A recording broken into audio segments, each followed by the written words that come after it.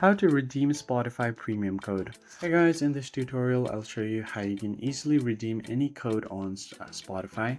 So if you have a new code that's valid and you want to redeem it, first thing you can do is open Spotify and find a way to redeem here. So you can go to your profile and go to settings and privacy, see if you find an option to redeem it.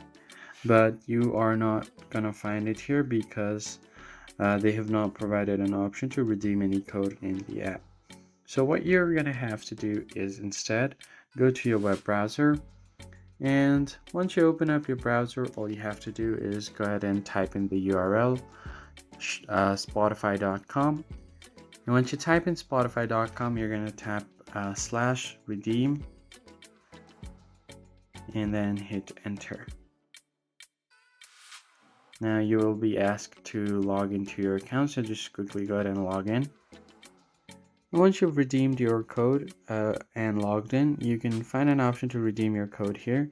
Just go ahead and enter the code and then tap on continue. Now if the code is valid, you should be able to redeem your premium code. That's basically it guys. If this tutorial was helpful, be sure to like the video down below and subscribe. I'll see you guys on the next one.